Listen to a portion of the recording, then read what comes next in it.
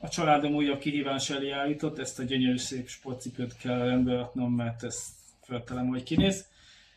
A cipőtisztító habot fogom használni, ami az LM Home terméke, és egy kefét fogok használni hozzá. Na hát kezdjünk is neki. Először kiveszem a fűzőt belőle. Ez most nekem nagyon útba lesz. Ezt majd később még átmosom. És szabaddá vált a cipő.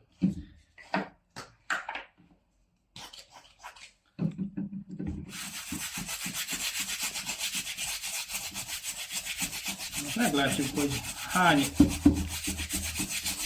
lépésben tudom kitakarítani ezt a cipőt, mert nagyon koszos.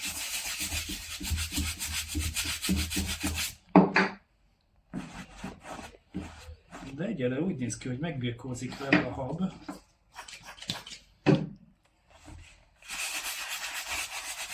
Következő a mostos óra.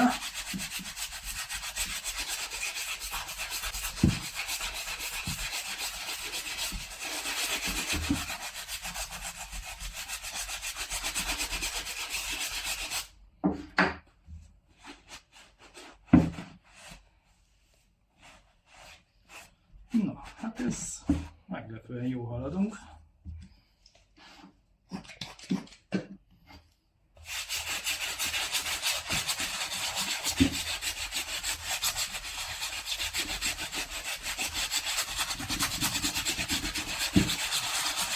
Nem kell erőteljesen dörzsölni, de a lényeg, hogy jó habosan kapja a törődést.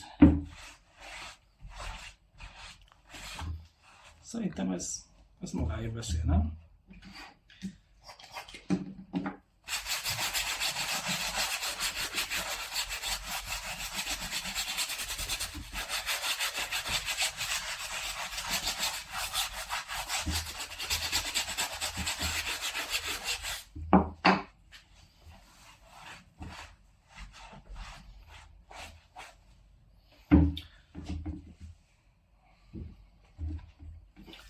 Utoljára hagyom a sarkát.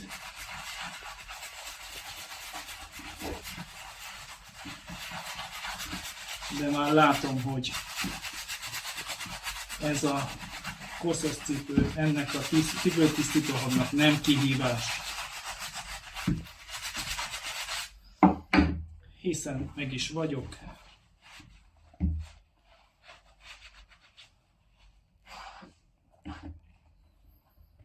És gyönyörű szép tiszta lett.